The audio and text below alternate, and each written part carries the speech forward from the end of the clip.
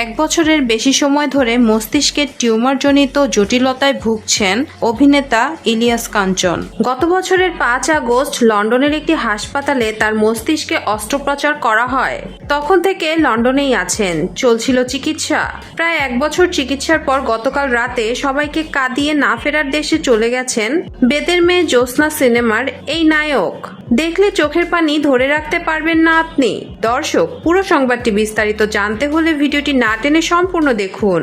আর আপনি যদি আমাদের চ্যানেলে নতুন হয়ে থাকেন তবে এখনই সাবস্ক্রাইব করে বেল বাটনটি বাজিয়ে দিন। বাংলা চলচ্চিত্রের এক সময়ের জনপ্রিয় অভিনেতা ইলিয়াস কাঞ্চনকে তো আপনারা সবাই চেনেন। 1956 সালের 24 ডিসেম্বর কিশোরগঞ্জ জেলার করিমগঞ্জ উপজেলার আশুতিয়াপাড়া গ্রামে জন্মগ্রহণ করেন তিনি। ইলিয়াস কাঞ্চনের বাবা ছিলেন হাজী আব্দুল আলী এবং মা ছিলেন শরুফা খাতুন। কৈশোর থেকেই অভিনয়ের প্রতি গভীর ভালোবাসা ছিল তার। 1977 সালে কিংবদন্তি নির্মাতা সুভাষ দত্তের বসুন্ধরা সিনেমার মাধ্যমে চলচ্চিত্রে আবির্ভাব ঘটে ইলিয়াস কাঞ্চনের।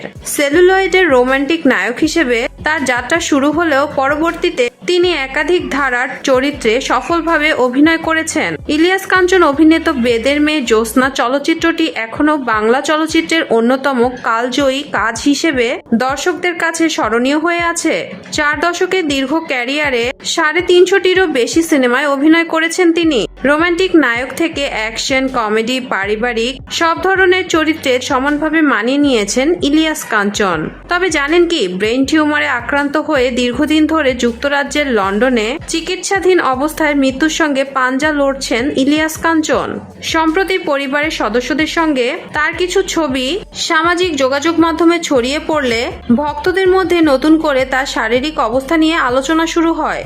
এবার অভিনেতার বর্তমান শারীরিক অবস্থার বিষয়ে কথা বলেছেন নিরাপদ সড়ক চাইয়ের প্রতিষ্ঠাতা সদস্য ও ভাইস চেয়ারম্যান লিটন এরশাদ। তিনি জানান, চিকিৎসা চলমান থাকলেও ইলিয়াস কাঞ্চনের শারীরিক অবস্থার এখনো উল্লেখযোগ্য কোনো পরিবর্তন আসেনি। কয়েক দফা থেরাপি নেওয়া হয়েছে। বর্তমানে আরও একটি ধাপের থেরাপি চলছে, যা আগামী 30 আগস্ট পর্যন্ত চলবে। লিটন এরশাদ আরও জানান, ইলিয়াস কাঞ্চন এখন কিছুটা কথা বলতে পারছেন, তবে কথাবার্তায় এখনো জড়তা রয়েছে। চিকিৎসার এই ধাপ শেষ হওয়ার পরেই তার শারীরিক অবস্থার উন্নতি সম্পর্কে স্পষ্ট ধারণা পাওয়া যাবে।